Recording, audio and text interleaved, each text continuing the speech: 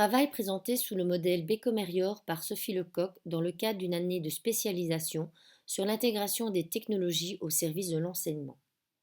Pour réaliser ce travail, je me suis appuyée sur plusieurs besoins.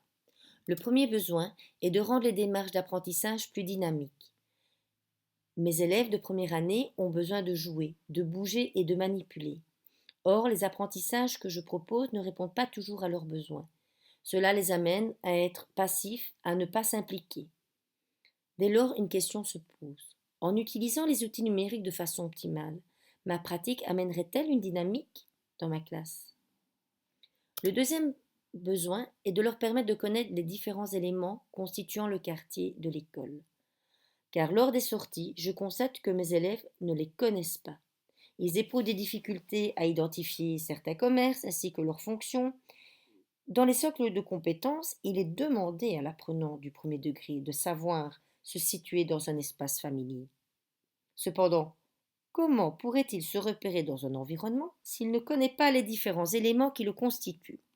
Aussi, pour pouvoir se situer ou situer des éléments, il faut maîtriser le vocabulaire spatial. Et ici, une grande partie de mes élèves confondent la gauche de la droite. La notion entre n'est pas encore acquise. Au niveau de l'existant, les apprenants, c'est ce que j'appelle la génération Z, car une petite enquête menée en début d'année a montré que tous les élèves de ma classe utilisent les outils numériques de façon régulière à la maison.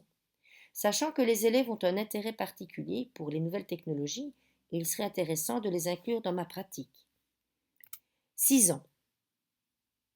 D'après les explications de Piaget, c'est le stade préopératoire vers le stade opératoire, c'est-à-dire le début de l'ouverture aux autres. Car jusqu'à 6 ans, l'enfant est convaincu que tout le monde perçoit le monde comme lui. Et pour qu'il puisse sortir de son égocentrisme cognitif, il est important de lui permettre de découvrir le monde extérieur, mais surtout de confronter ses représentations avec les autres. Car en lien avec le développement cognitif, on distingue le développement social. L'enfant prend conscience des autres et commence à collaborer. Au niveau du groupe, eh bien, tous les élèves de ma classe n'habitent pas le quartier de l'école. Ils en ont donc tous des représentations différentes. Au niveau organisationnel, je dispose dans ma classe d'un ordinateur, d'un tableau interactif et d'un réseau Internet. Dans le cadre de ma formation CATIS, des tablettes m'ont été prêtées par la Haute École Francisco Ferrer. Étant titulaire, je réaliserai le projet avec ma classe constituée de 23 élèves. Je profiterai également des moments d'adaptation pour réaliser des travaux en petits groupes. D'un point de vue institutionnel, j'en ai déjà parlé précédemment, il y a les socles de compétences, qui est un référentiel qui permet à l'enseignant de savoir les compétences devant être acquises par les élèves. Étant enseignante à la ville de Bruxelles, j'élabore mes scénarios pédagogiques avec les socles de compétences de la Fédération Wallonie-Bruxelles. Dans les socles de compétences, il est demandé de développer des savoirs, des savoir-faire et des attitudes, dans le but d'accomplir un certain nombre de tâches. Dans mon travail en éveil géographique, 2 compétences seront analysées. Identifier les composantes du quartier et, en savoir-faire, localiser un lieu, un espace. Les autres compétences, dont les compétences transversales, seront observées sans être détaillées. En réalisant différentes recherches sur Internet, j'ai constaté que des projets liés au autisme et à l'éveil géographique existent déjà pour les élèves de première année. Cependant, il n'y a aucune explication en quoi les TIS ont constitué une plus-value dans l'apprentissage des élèves. Il s'agit d'un rapport d'activité. Aussi, comment favoriser l'apprentissage? Pour m'appuyer sur des ressources scientifiques, je me reporte sur le modèle de la mémoire de travail de Baddeley, ainsi que sur les travaux de Chalice sur l'attention. Si la tâche est trop complexe ou que la présentation de l'information est trop chargée, l'apprenant rejettera l'apprentissage. Il faudra donc veiller à ce que les outils numériques ainsi que les logiciels proposés aux enfants n'apportent pas trop de stimuli visuels ou auditifs. Pour pouvoir, par contre, focaliser son attention et la maintenir, est important que l'apprenant puisse s'appuyer sur des informations auditives et visuelles. Enfin, pour renforcer l'acquisition des connaissances, il est important de proposer des activités multiples et variées. En lien avec ce modèle sur la mémoire de travail, des recherches ont également montré que l'apprentissage s'effectue à travers nos cinq sens. Les apprenants sont sensibles à un mode sensoriel plus qu'à un autre. Donc, face à une classe où tous les enfants apprennent et mémorisent différemment, on a plus de chances de les toucher en variant les approches d'apprentissage. La triple concordance, l'objectif, méthode, évaluation. L'usage des TIS va-t-il permettre aux élèves d'identifier et de situer des endroits du quartier? Les méthodes proposées seront des travaux de groupe, de varier des activités d'apprentissage et de comparer avec une classe réalisant le même projet sans les outils numériques. Pour les évaluations proposées aux deux classes, il y aura un pré-test, une évaluation formative en cours d'apprentissage et une évaluation après le projet. Le tout en lien avec le socle des compétences. Et tout ça pour répondre à la question: la découverte du quartier par le biais d'une méthodologie interactive et numérique améliore-t-elle en éveil géographique le degré d'acquisition des compétences 4.2.1 et 4.1.2 des socles de compétences de la Fédération Wallonie-Bruxelles, c'est-à-dire savoir identifier les composants du quartier et localiser un lieu ou un espace. Par rapport aux évaluations, la pré-test a été réalisée pour les deux classes. On constate qu'ils éprouvent des difficultés à associer une illustration ou un logo à un bâtiment. Ils ne connaissent pas les symboles de la police, de la pharmacie ou du métro, pourtant présents dans le quartier. Ils confondent aussi la boulangerie avec la boucherie. Il a également été constaté que les élèves des deux classes maîtrisent faiblement le vocabulaire spatial et ne savent pas situer les éléments les uns par rapport aux autres.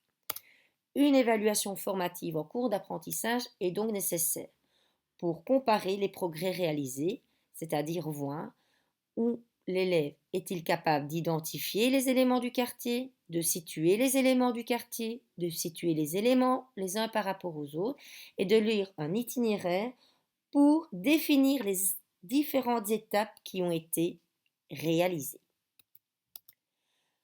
Pour l'évaluation finale, afin de ne pas influencer les résultats, je proposerai deux activités qui n'ont pas encore été proposées aux deux classes. C'est-à-dire, pour voir si les enfants sont capables d'identifier et situer des éléments du quartier, je leur demanderai de placer le nom des rues sur le plan, de lire les différents éléments que l'enseignant compte acheter, de reproduire le trajet sur le plan et de coller les pictogrammes correspondant aux différents bâtiments au bon endroit. Pour la deuxième activité, qui vise à voir la capacité à se situer les éléments les uns par rapport aux autres, je demanderai de colorier l'étiquette position correspondant à chaque situation, d'identifier les personnages allant vers la gauche, d'identifier la main droite de chaque personnage et de compléter un dessin selon des indications spatiales données. Pour la réalisation, en plus de l'enquête sur l'usage des TIS à la maison proposée en début d'année, il y a un avis qui a été remis aux parents pour demander l'autorisation au droit à l'image. Il était indiqué que ces images ou vidéos étaient destinées à être utilisées en classe pour réaliser des travaux, mais qu'elles étaient aussi destinées à être montrées à mes formateurs de la formation 4TIS. Tous les parents ont donné leur accord. Pour réaliser mes activités, j'ai également utilisé des outils numériques. Alors, avant tout, les tablettes ou le TBI pour réaliser des activités soit de groupe ou classe. Le logiciel ActiveInspire pour créer des exercices interactifs et le projeter sur le TBI. Google Maps pour proposer aux élèves de se déplacer de manière virtuelle dans un environnement.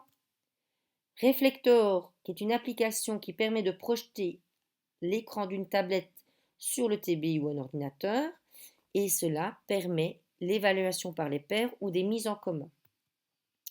Plickr, qui est une application pour créer des questionnaires en ligne et qui permet à tous les élèves d'une classe de répondre en même temps à l'aide d'une carte code et aussi de visualiser les résultats. Pour les applications sur tablette, il y a Book Creator pour créer des livres numériques, mais également Beatsboard pour créer des plateaux de jeu où l'enfant doit associer des images à des mots ou des sons. Enfin, j'ai utilisé Unitag, qui est un générateur de QR codes.